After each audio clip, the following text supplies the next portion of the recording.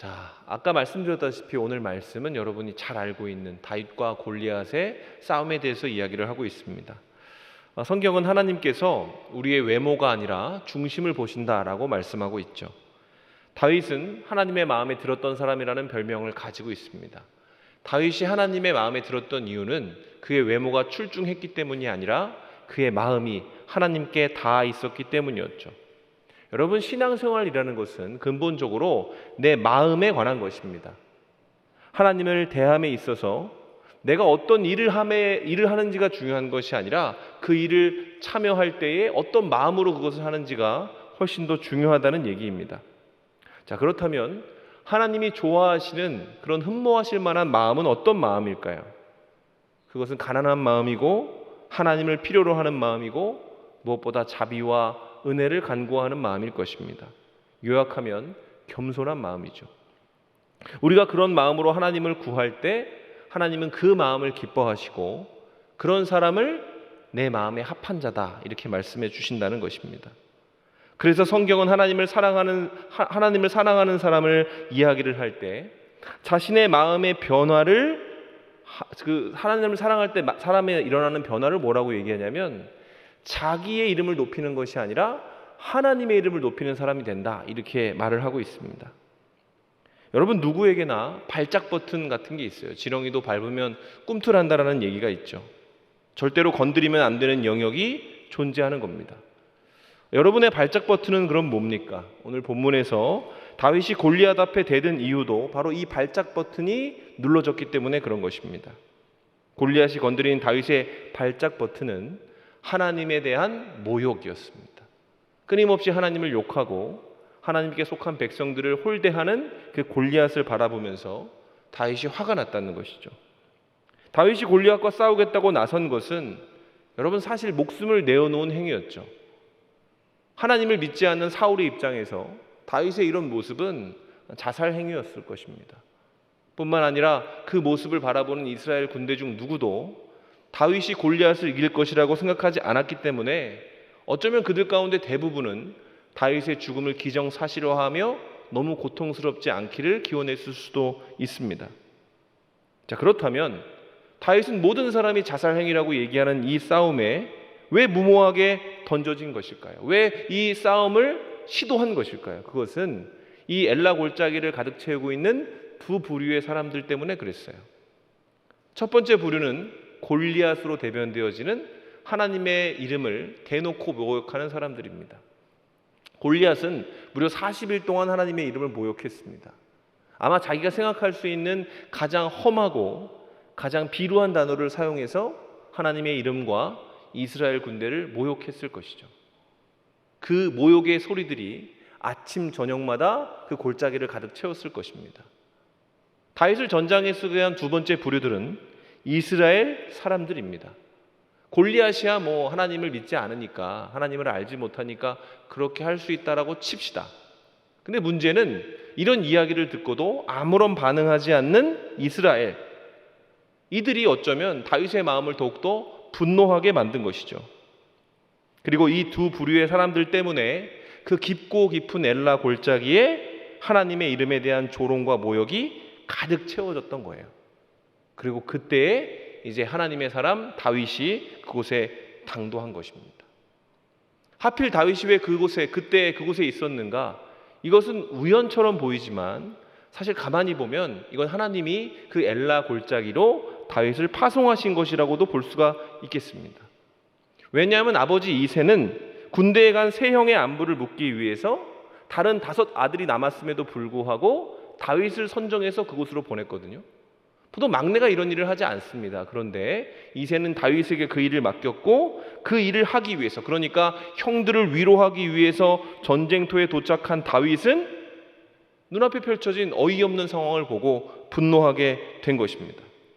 그리고 그 분노는 그냥 생각으로 끝난 것이 아니라 이 상황을 방관하고 있는 사람들을 향한 외침으로 바뀌게 됩니다. 사무엘상 17장 26절에 보면 이렇게 되어 있어요. 다윗이 곁에 있는 사람들에게 말하여 이르되 이 블레셋 사람을 죽여 이스라엘의 치욕을 제거하는 사람에게는 어떠한 대우를 하겠느냐? 이 할례 받지 않는 블레셋 사람이 누구이기에 살아계시는 하나님의 군대를 모욕하겠느냐? 굉장히 분노가 딱 차오르는 그런 얘기죠. 여러분, 철없는 청소년 시기에도 나름의 불문율이 있습니다. 그 중에 대표적인 게 뭐냐면 가족 욕은 하면 안 된다 이거예요. 우리가 끼리끼리 막 욕하고 서로 놀리면서 그 시절을 보내지만 아무리 친한 사이라고 해도 여러분 이 불문율을 어기면 둘 사이에 전쟁이 벌어질 수밖에 없는 거예요. 그걸 참을 수가 없다는 거죠. 여러분 중에 누가 옆에 있는 사람이 갑자기 아버지의 욕을 한다고 생각해 보십시오. 여러분이 가만히 있겠습니까?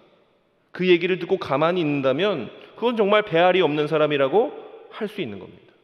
그 아버지가 진짜 어떻든 간에 훌륭하지 않고 문제가 있던 간에 상관없이 그가 내 아버지이기 때문에 그 얘기를 하면 안 되는 거예요. 나는 할 수 있지만 그 사람은 하면 안 되는 겁니다. 그런 기준이 있다라는 것이죠. 여러분, 같은 맥락에서 우리는 하나님의 이름을 얘기하면서 늘 아버지라고 부르고 있습니다. 이 아버지라고 부르는 하나님의 이름이 지금 이 시대에 어떤 대우를 받고 있습니까? 그리고 그 대우를 바라보면서 우리는 어떻게 행동하고 있습니까? 혹시 골리앗처럼 행동하는 사람이 있을 수도 있고 이스라엘처럼 행동하는 사람이 있을 수도 있다라는 것이죠. 그래서 우리는 오늘 본문에서 다윗의 반응을 보려고 하는 것입니다. 하나님께서 본문의 다윗이라는 인물을 통해서 지금 우리에게 도전하시는 것이 무엇인지, 이 악한 세상 가운데, 이 엘라 골짜기와 같은 이 세상과 시대 가운데 우리가 어떤 모습으로 하나님을 바라봐야 되는지 같이 한번 살펴봤으면 좋겠어요. 당시 이스라엘 군대는 엘라라고 하는 골짜기에서 블레셋 군대와 대치하고 있었습니다. 이 엘라 골짜기는 이제 우기 때는 큰 강이 되고 건기 때는 그 물이 다 말라서 깊은 골짜기가 되는 그런 형태였습니다. 그런데 그 당시 건기였는지 두 군대가 무려 40일 동안 대치를 하면서도 어떠한 진전도 이뤄내지 못하고 있었어요. 너무나 불리한 그러니까 공격하는 쪽이 너무나 불리한 지형이기 때문에 블레셋은 어떻게 해서든지 이스라엘을 전쟁으로 끌어들이려고 했습니다. 그래서 선택한 것이 뭐냐면 골리앗이라고 하는 거인을 앞세워서 이스라엘이 이거면 화를 낼 거다, 이거면 저들이 참을 수 없을 거다라고 하는 것을 이제 건드리기 시작했던 거예요. 그의 발작 버튼이라고 생각한 것을 막 누른 겁니다. 골리앗은 아침 저녁으로 나와서 이스라엘의 군대의 사기를 떨어뜨리고 그들로 하여금 무모한 도전을 할 수 있도록 하나님의 이름을 계속 모욕한 것이죠. 유혹한 것입니다. 거인 골리앗은 자기와 싸우자고 이야기를 하면서 이스라엘을 모욕했고 하나님의 이름도 같이 모욕했습니다. 그리고 그 결과 이제 이스라엘은 완전히 주눅들게 되었죠. 전투의 의지를 다진 것이 아니라 기가 다 빨려 버렸습니다. 사울 왕과 이스라엘 군대의 반응이 그것을 잘 보여주죠.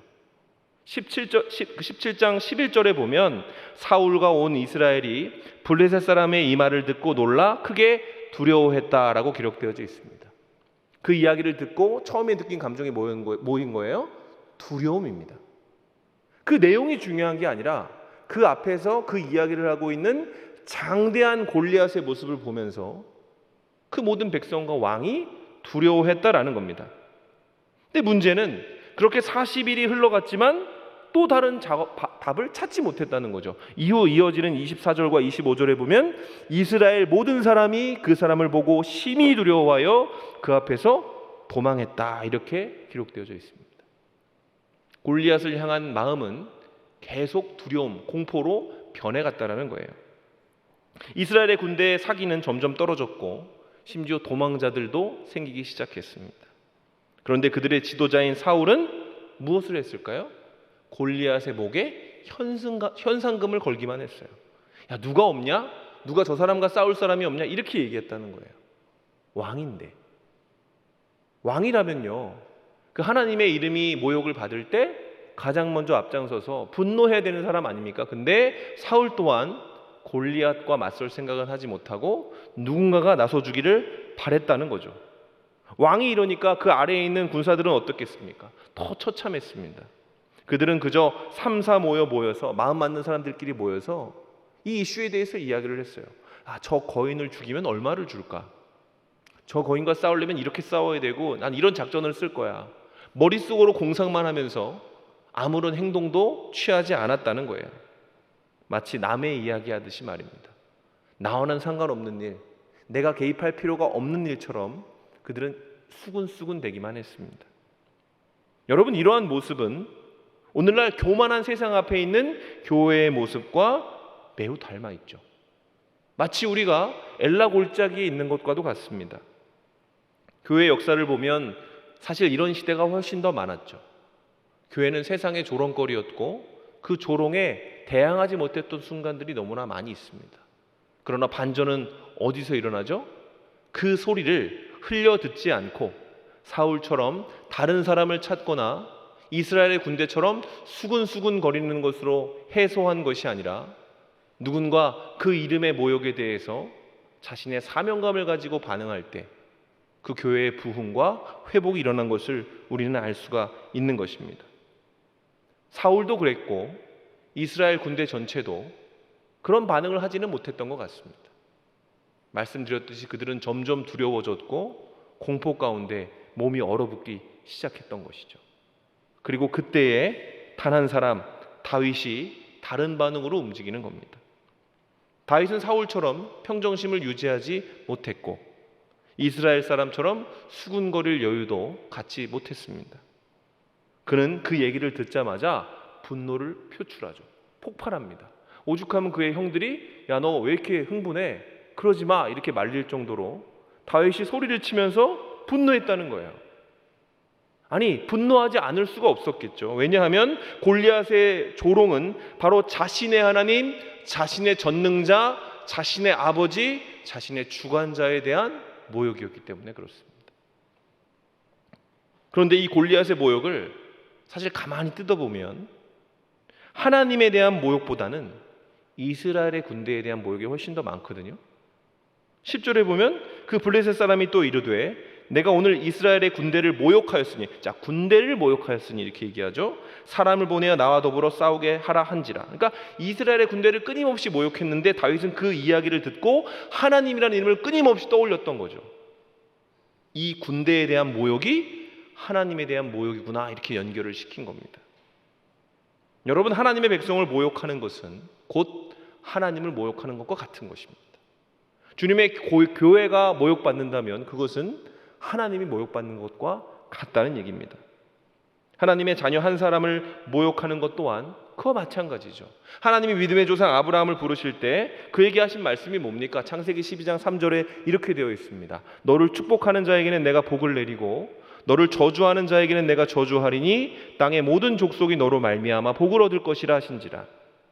여러분, 이 말씀은 우리에게 하신 말씀이에요. 여러분, 하나님은 우리를 세상의 기준으로 삼으셨습니다.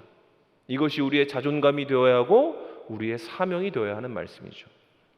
하나님의 자녀가 될 때 우리에게 일어나는 가장 위대한 일은 뭡니까? 하나님과 내가 하나가 된다는 겁니다. 분리되어지지 않습니다. 우리가 모욕받을 때 하나님은 그 모욕을 자신에 대한 모욕으로 들으시고, 교회가 어려울 때 그 어려움에 대해 하나님은 당신의 어려움으로 보신다는 거예요. 근데 우리는 그렇게 하지 않는 게 문제죠. 하나님은 그렇게 하시고자 하지만 우리는 그렇게 하지 않는다라는 거예요. 여러분, 신자가 결코 잊지 말아야 되는 것은 내가 교회이고 교회가 곧 하나님의 이름이라는 사실을 간과하면 안 되는 것입니다. 우리는 분리될 수 없습니다. 다윗은 그것을 알았기 때문에 이스라엘의 군대를 모욕하는 골리앗에게, 하나님의 이름을 모욕하는 골리앗에게 자기의 목숨을 걸고 달려들 생각을 할 수 있었던 것이죠. 어떤 이들은 다윗의 이런 행동이 나름 계산이 있었다라고 얘기하는 분들도 있습니다. 근데 여러분, 아무리 본문을 봐도 지금 다윗의 행동은 매우 충동적인 것처럼 보이는 것이 사실입니다. 다윗이 이 싸움을 계획하면서 여기서 이기면 왕이 될 수 있어, 내가 사울을 뛰어넘는 이스라엘의 영웅이 될 거야, 이런 생각했을까요? 전 그랬을 것 같지는 않습니다. 그의 행동은 대책이 없고 무모하고 어려운 미션이었습니다. 그렇다고 다윗이 자신이 골리앗에게 질 것이라고 생각했나? 그건 또 아닌 것 같아요. 다윗은 확신과 믿음이 있었습니다.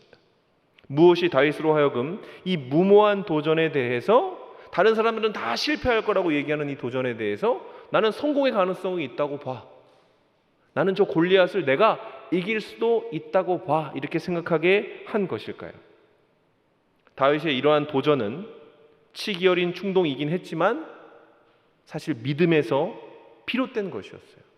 그의 모습이 충동적이긴 했지만 그것이 그냥 감정적인 것으로 끝난 것이 아니라 그 깊숙한 곳에 하나님을 향한 신뢰와 믿음이 작용했다라는 거예요. 다윗은 정말로 승리할 수 있을 것이라 믿은 겁니다.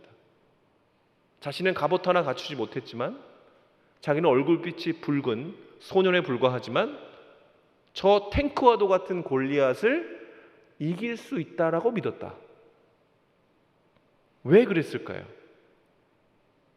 그가 어떤 환경 가운데에서 믿음을 성장시키는 시간을 가졌기 때문에 그런 거죠. 여러분, 믿음은 하늘에서 뚝 떨어지는 것이 아닙니다. 믿음은 자라나는 것이죠. 하나님이 심으시면 말씀을 먹고 은혜를 먹고 그 믿음은 자라나는 것입니다. 하나님께서 우리에게 인생이라는 그 짧은 시간을 허락하시는 이유는 우리의 믿음과 신앙을 자라나게 하시려고, 하나님이 기뻐하시는 그 지경까지 이르게 하시려고 그렇게 하시는 것이죠. 그러니까 신앙은 어느 날 갑자기 어떤 수련회를 통해서, 어떠한 경험을 통해서 한 번에 팍 생기는 게 아니라는 거예요. 그거는 어쩐 전환점은 될 수 있지만 그 순간에 부어지는 소나기가 우리의 인생의 그 은혜의 습기를 유지하게 만드는 건 아닙니다. 하나님이 끊임없이 부어주시는 말씀, 하나님과 끊임없는 교제를 통해 우리의 믿음은 서서히 자라날 수밖에 없다는 거예요. 다윗이 지금 보여주고 있는 이러한 믿음은 사실 그가 이전에 매일의 일상 속에서 하나님을 경험하면서 길러진 것입니다. 사울이 너는 골리앗과 싸울 만한 존재가 아니라고 말했을 때 다윗이 뭐라고 합니까? 이 말이 진짜 어이가 없거든요. 다윗이 이렇게 얘기합니다. 내가 양을 칠 때 사자와 곰으로부터 그 양을 건져냈습니다. 이 말은 자기의 힘과 능력에 대해서 얘기하는 말씀이 아니에요. 자세히 읽어보면 이 주어가 다른 데 있다는 것을 볼 수 있습니다. 사무엘상 17장 37절 같이 한번 읽어보겠습니다. 자, 시작. 또 다윗에게 이르되 여호와께서 나를 사자의 발톱과 곰의 발톱에서 건져내셨은즉 나를 이 블레셋 사람의 손에서도 건져내시리이다. 사울이 다윗에게 이르되 가라, 여호와께서 너와 함께 하시기를 원하노라. 다윗은 자신의 경험을 내가 양을 구했다라고 얘기하지 않죠. 뭐라고 얘기합니까? 하나님이 나로 하여금 건져내게 하셨다, 이럽니다. 그러니까 이 말이 무엇을 만드냐면 이 경험을 향한 고백이 이 사울에게, 그러니까 나는 골리앗을 이길 수 없어, 우리 진영에는 골리앗을 이길 사람이 한 명도 존재하지 않아 라고 믿고 있던 사울의 입술에서 무슨 이야기가 나오게 하냐면 여호와께서 너와 함께 계시기를 원하노라 라는 말을 하게 만드는 겁니다. 다윗의 믿음, 하나님이 나를 지켜주셨고 나를 여기까지 키워주셨습니다라는 믿음의 고백이 하나님의 존재를 의심하고 하나님의 능력을 세상의 힘과 계산하면서 이건 어려운데 라고 말하는 사람의 입술에서 하나님의 능력을 고백하게 만들었다는 거예요. 여러분, 다윗은 목자로 있을 때, 목동으로 있을 때, 궁전에 있고 말을 타고 돌아다닐 때가 아니라 양들과 함께 더러운 곳에 눕고 거친 곳에서 살아갈 때 하나님과 함께 했습니다. 그리고 그 기간의 고백을 시편에서도 무수히 많이 인용을 하죠.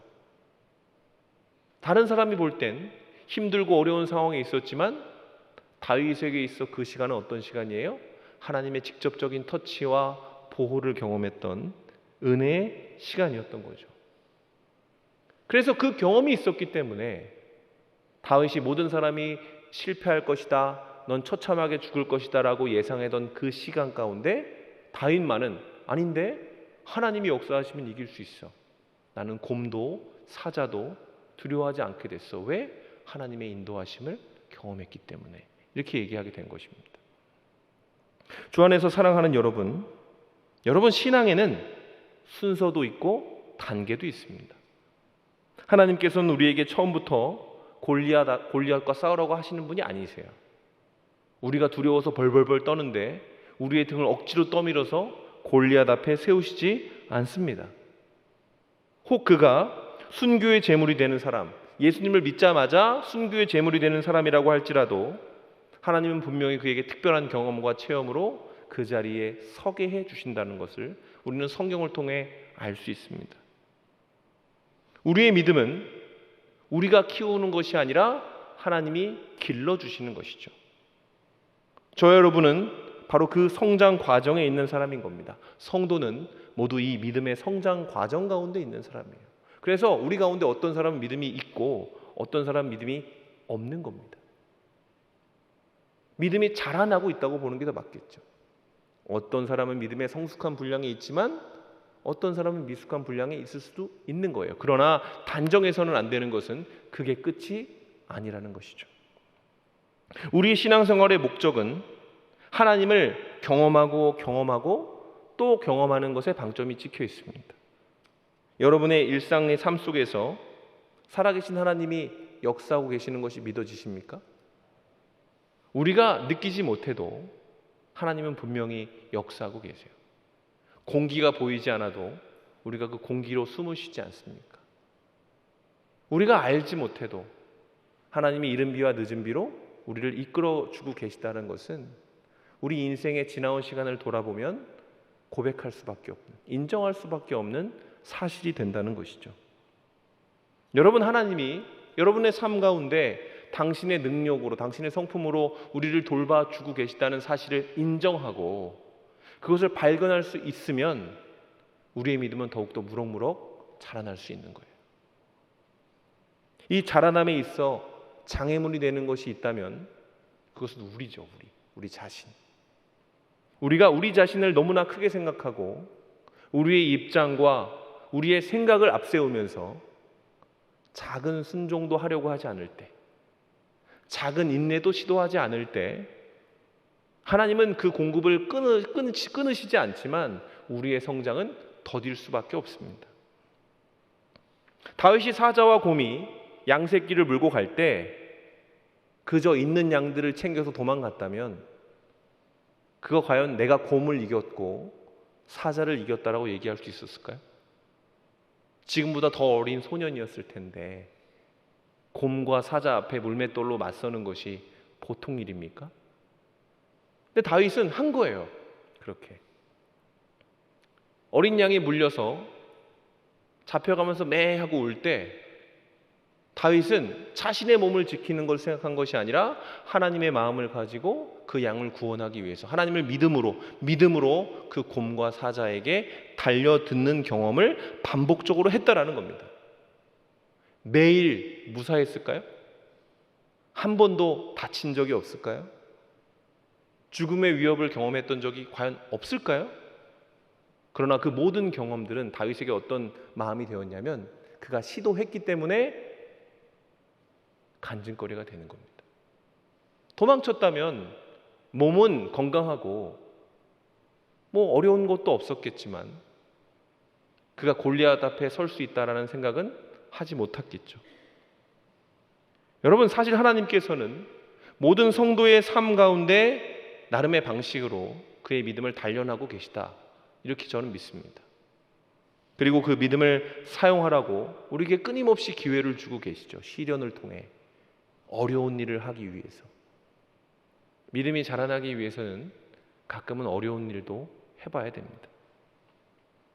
그러나 계산에 따라서 행동하기를 좋아하는 사람들은 어떤 상황이 벌어졌을 때 계산기를 막 두드리는 사람이 있죠. 그런 사람이라면 그의 성장은 더딜 수밖에 없어요. 왜? 하나님의 역사하심을 경험할 수 없기 때문에 그렇습니다. 이 단련의 체험은 다른 말로 하면 순종의 체험이다, 이렇게 말할 수 있습니다. 순종이 없이는 하나님을 의지하는 법을 배울 수 없다는 말이에요. 인내하지 않으면, 우리가 하나님의 때를 기다리려고 하지 않으면 우리는 자라나지 않습니다. 그리고 이 순종의 체험은 우리 삶에 뭘 만들어내요? 스토리를 만들어내는 거예요. 이야기를. 몸이 건조한 신앙이 되고 싶으십니까? 아니면 여러분의 이야기를 갖고 싶으십니까? 여러분이 정직하게 그 신앙을 돌아본다면 여러분은 이야기가 되기를 원할 겁니다. 여러분 가운데 그 누구도 하나님과 상관없는 삶을 살면서 그저 그런 신앙으로 끝나기를 원하는 사람은 없을 거예요. 그런데 여러분, 우리의 삶이 스토리가 되기 위해서는 기승전결이 필요한 겁니다. 시련이 필요하고 사건이 필요하고 역경도 필요할 수 있다는 것이죠. 그리고 그 스토리를 믿음으로 밟아 나갈 때 그의 삶이 간증이 되고 찬송이 되어서 믿음의 도전을 할 수 있도록 공동체를 북돋아주는 그런 촉매제의 역할도 감당할 수 있게 된다는 겁니다. 여러분, 다윗이 보여준 그 믿음의 용기는 그가 매일의 삶 속에서 경험하신 살아계신 하나님에 대한 체험으로부터 비롯된 것이었습니다. 그러므로 여러분, 이 험악한 시대에 우리가 해야 하는 것은 분명하죠. 순종의 경험을 쌓아 나가야 됩니다. 자꾸 순종해 봐야 돼요. 작은 것부터. 큰 것부터 하라는 거 아닙니다. 작은 것부터 하나씩 쌓아가다 보면 결국 우리 삶에 큰 승리가 일어날 수도 있다라는 거예요. 왜요? 신앙은 어느 날 갑자기 부어지는 요행이 아니기 때문에 그렇습니다. 자, 이제 오늘 말씀인 45절과 47절을 집중해서 살펴보죠. 우리는 이 유명한 구절에서 다윗이 지금 품고 있는 그 마음을 보게 됩니다. 하나님의 마음에 합당했던 그 다윗의 마음을 발견하게 됩니다. 하나님으로 가득 찬 그의 마음, 우리가 닮아가야 되는 그 마음을 이 구절을 통해 우리는 세 가지 정도 발견할 수가 있어요. 이 세 가지를 살펴보고 말씀을 마무리하겠습니다. 먼저 첫 번째, 다윗의 마음은 어떤 마음이냐면 하나님의 이름을 귀하게 여기는 마음입니다. 45절을 같이 읽겠습니다. 자, 시작. 다윗이 블레셋 사람에게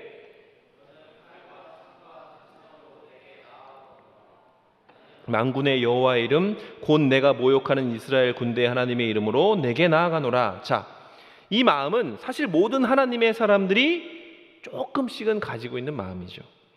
하나님의 이름을 귀하게 여기고 싶은 마음. 믿음이 들어가고 하나님에 대해 들으면 누가 하나님을 욕하면 조금 불편하잖아요. 조금 껄끄럽잖아요. 그런 마음들은 다 있다라는 거죠. 근데 믿음이 깊은 사람은요, 어떻게 되는지 아세요? 하나님의 이름이 모욕당하면 화가 납니다.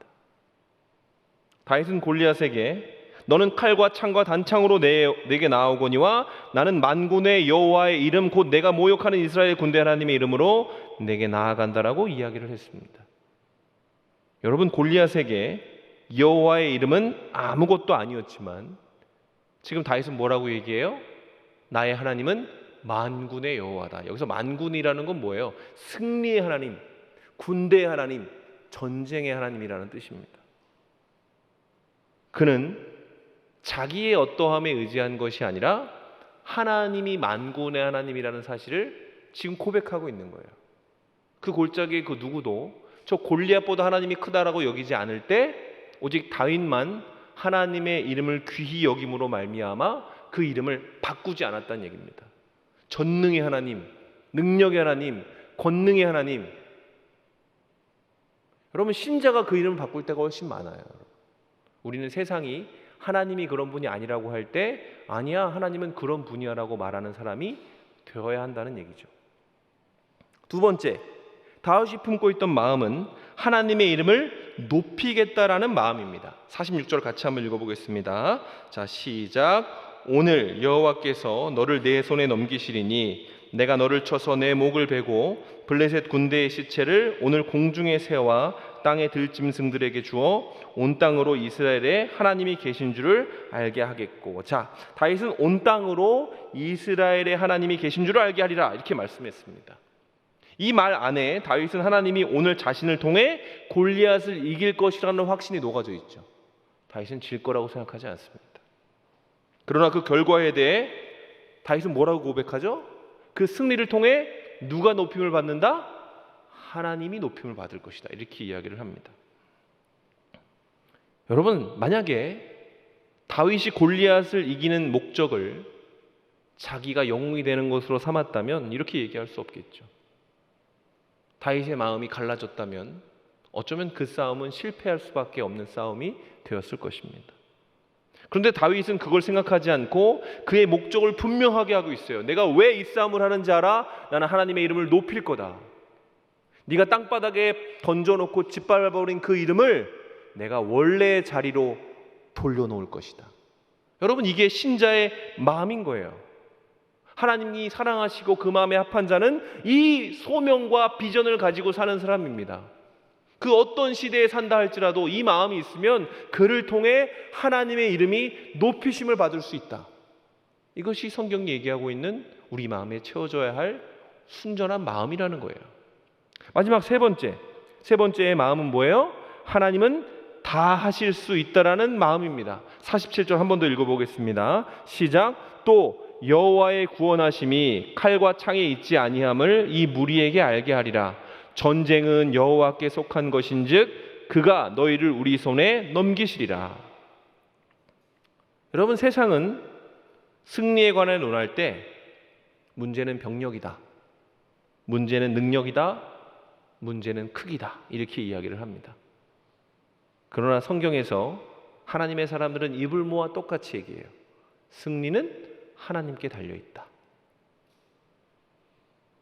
여러분, 어떤 이는 다윗의 승리를 생각하면서 이렇게 얘기해요. 그가 곰과 사자를 잡으면서 0점을 조준했다. 그리고 먼저 자갈밭에 내려가서 가장 빠르고 가장 정확하게 날아갈 수 있는 조약돌을 볼 수 있는 능력을 가지고 있었다. 그런 설교도 실제로 들은 적이 있습니다. 물론 그런 적용도 할 수 있지만 저는 동의하지 않습니다. 여러분, 물맷돌로 골리앗을 이긴다는 게 말이 됩니까? 그 실력을, 그렇게 할 거라고 계획하고 그 실력을 쌓는 사람이 있을까요? 여러분, 이 싸움은 다윗이 능력으로 이긴 게 아니라 하나님이 능력을 부어주셔서 이긴 싸움이죠. 다윗은 그 알량한 물맷돌 실력 하나를 믿고 목숨을 건 게 아닙니다. 그는 하나님을 믿었습니다. 그를 구원하시는 하나님, 자기를 사자와 곰의 발톱에서 건져냈던 그 하나님을 바라봤던 거예요. 그래서 다윗은 사울이 입혀준다는 그 갑옷도 거부했습니다. 거추장스럽다는 거죠. 필요 없다는 거예요. 그는 하나님만을 신뢰했기 때문에 지금 이렇게 얘기하는 거예요. 구원은 창과 칼에 걸린 문제가 아니라 하나님과 연결된 것이다. 그리고 내가 그것을 이 무리와 적들에게 보여주겠다. 여러분, 다윗의 마음은 하나님의 이름을 귀히 여기고 하나님께 영광 돌리고 싶어하고 그리고 하나님의 능력을 신뢰하는 마음이었습니다. 여러분, 오늘 우리 가운데 이 마음이 필요한 거예요. 왜? 우리가 살고 있는 시대가 엘라 골짜기의 상황과 너무나 닮아 있기 때문에. 여러분, 우리는 이 세상을 살아가면서 끊임없이 자신에 대해 증명하고 싶어 합니다. 우리의 발작 버튼은 대부분 내가 인정받지 못할 때 눌러지죠. 내가 무시당하고 내가 모욕당하고 내 마음대로 되지 않을 때 분노합니다. 근데 그럴 때에 우리가 읽어야 되는 말씀, 하나님이 우리에게 주시는 말씀은 갈라디아서 2장 20절이죠. 내가 그리스도와 함께 십자가에 못 박혔나니 그런즉 이제는 내가 사는 것이 아니요 내 안에 계신 그리스도께서 사시는 것이라. 이제 내가 육체 가운데 사는 것은 나를 사랑하사 나를 위하여 십자가에 달려 돌아가신 그리스도를 믿는 믿음 안에 사는 것이다. 여러분, 우리가 이것을 행하지는 못해도 이게 맞다는 건 알고 있잖아요.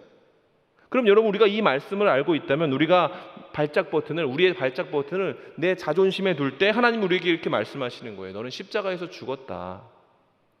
나를 따라오려거든 자기 십자가를 지고 좁고 협착한 곳으로 와야 된다는 것을 아직도 알지 못하니? 이렇게 성령님이 우리 속에서 탄식하실지도 모르겠습니다. 여러분, 우리가 주님의 이름을 드러내고 모든 것은 주님께 달린 문제라는 것을 인정하고 싶다면 여러분, 우리가 해야 되는 것은 무엇일까요? 말을 잘해야 될까요? 우리가 믿는 믿음에 대한 그 이론과 수준을 우리의 입술로 증명하면 되는 것입니까? 여러분, 다윗의 싸움은 말싸움이 아니었습니다. 다윗은 움직였습니다. 몸싸움이었어요. 무슨 얘기입니까? 다윗이 골리앗과 싸워서 이길 수 있었던 것은 가만히 앉아서 수군거렸기 때문에 이긴 게 아니에요. 그가 믿음으로 전장에 서기를 결정했기 때문에 하나님이 함께 이뤄내셨다는 것이죠. 여러분, 우리의 싸움 또한 말과 혀에 있지 않습니다. 우리가 교회 안에서 교리적인 것을 배우고 그것을 믿음이 있는 자들과 똑같이 나누면서 믿음이 있는 사람들에게 그것을 이야기를 하고 하나님 믿는 사람을 지적하면서 내 종교심을 높이려고 하면 여러분에게 승리는 일어나지 않습니다. 우리의 싸움은 어디에 있는 거예요? 몸싸움에 있는 것입니다. 바울 사도도 고린도 교회에 보낸 편지에서 이렇게 이야기를 했습니다. 하나님의 나라는 말에 있지 않고 오직 능력에 있습니다. 너희가 무엇을 원하느냐? 내가 매를 가지고 너희에게 나아가랴. 사랑과 온유한 마음으로 나아가랴. 여러분, 제가 신앙생활을 하면서 교회 안에서 가장 많이 보이는 사람은 말 잘하는 사람이에요. 근데 여러분, 그 말이 몸으로 변하는 사람들은 생각보다 많지 않습니다. 우리는 이 다윗의 싸움을 보면서 스스로 반성해야 합니다. 경건은 말에 있지 아니한데 나는 말만 하는 사람은 아닌가? 여러분에게 지금 당장 골리앗을 찾아서 생명이 걸린 싸움에 뛰어들라는 얘기가 아닙니다. 오늘 이 말씀을 통해서 제가 말하고 싶은 것은 우리의 구원이 칼과 창에 있지 않고 하나님께 있다라는 것을 한번 생각해 보라는 거예요. 우리가 입술로는 맨날 그렇게 얘기하잖아요. 하나님이 내 삶의 주인이고 하나님이 내 삶의 인도자다. 근데 정말로 우리가 그렇게 믿고 있냐고요. 우리가 믿고 있다면 우리가 말싸움으로 만족할 리가 있습니까? 우리의 몸도 움직일 수밖에 없는 거 아닐까요? 말씀을 마무리하겠습니다. 여러분, 다윗은 하나님의 마음에 합한 자였습니다. 왜 그가 하나님의 마음에 합해서 그의 마음을 시원케 하는 사람이 되었을까요? 그가 하나님을 진짜로 사랑했거든요. 그를 흥분시킨 것은 하나님을 모욕하는 말이었습니다. 여러분, 하나님을 사랑하는 사람은 화도 낼 줄 알아야 됩니다. 거룩한 분노. 막 뭘 집어던지고 막 욕하라는 게 아니에요. 잘 화낼 줄 알아야 하나님의 사람이 되는 겁니다. 교회 안에 너무나 너그러운 사람들이 많아요. 그냥 하나님의 이름이 욕먹고 교회 성도가 어떻다, 목회자가 어땠다, 뭐 이런 여러 가지 비위 사건들이 일어날 때 그럴 수도 있지. 원래 교회는 그래. 그리고 가만히 있는 사람들이 왜 이렇게 많을까요? 여러분, 우리가 청년이라면, 우리의 마음이 순전하다면 우리는 지금 그 어떤 일을 통해서 하나님의 이름이 바닥에 떨어졌을 때 분노해야 됩니다. 거룩한 분노. 그 분노는 왜 아무도 나서지 않아? 이런 분노가 아니고, 왜 누구도 도전하지 않아? 이런 분노가 아니라, 하나님, 내가 나서겠습니다라는 분노가 되어야 됩니다. 여러분, 혹시 우리는 그렇게 살고 있지는 않은가? 목회자인 저는 이 말씀을 묵상하면서 내가 사울 같지는 않은가? 사울이 왜 그 전쟁에 뛰어들지 않았을 거예요? 자기가 왕이니까. 나 죽으면 어떡해, 나 다치면 큰일 나는데. 여러분, 그러면 안 되는 거잖아요. 그죠? 목회자가 가장 앞장서야 되는 거잖아요. 여러분은 어쩌면 이스라엘 군대 같을 수도 있죠. 왜 방구석 여포라 그러죠? 어떤 일이 벌어졌을 때 내 안에 경건도 없고 거룩도 없으면서 수근수근 거리면서 야, 이거 왜 이래? 이게 무슨 문제야? 그러면서 시간을 허비하고 있다면 여러분의 믿음은 더디게 자랄 수밖에 없을 겁니다. 그러나 여러분, 오늘 이 말씀으로 우리가 한 가지를 깨닫게 된다면, 믿음이 하나님이 자라게 하는 것이고 우리가 하나님의 마음으로 자라날 때 우리가 할 수 없는 큰 일을 할 수 있을 것이라고 믿는다면, 여러분, 하나님은 우리를 도우실 겁니다. 우리를 비참하게 짓밟히지 않게 하실 겁니다. 오히려 주님은 말씀하셨어요. 맛을 잃은 소금이 짓밟힌다고. 제 소원은 오늘날 이 하나님의 이름을 멸시하는 세상 가운데 하나님의 이름이 땅에 떨어지고 교회가 모욕받는 이 시대 가운데 꿈틀거리는 한 사람이 되는 것입니다. 어떻게 꿈틀거려요? 나만의 물맷돌로 나가는 거죠. 내가 할 수 있는 거. 내가 할 수 있는 거 하면 됩니다. 다른 사람 욕하고 상황을 탓하고 누가 나를 도와주지 않나라고 얘기하는 게 아니라, 여러분이 기도하는 하나님은 여러분의 하나님이잖아요. 그 하나님을 신뢰하면서 하나님의 이름을 존중히 여기는 사람이 되려고 노력하는 거죠. 하나님이 우리를 다윗처럼 인정하실 수 있다면, 우리가 하나님의 마음에 합한 자가 되어서 이 세상, 이 골짜기와도 같은 이 모멸의 소리로 가득 찬 골짜기 가운데 다윗으로 우리가 등장하게 된다면, 여러분, 사울도 골리앗도 이스라엘 군대도 다시는 하나님의 이름을 모욕되게 하지 못하게 될 겁니다. 그런 사람이 우리 공동체에 많아져서 다윗처럼 하나님을 사랑하고 인정하게 되기를 주님의 이름으로 축원합니다.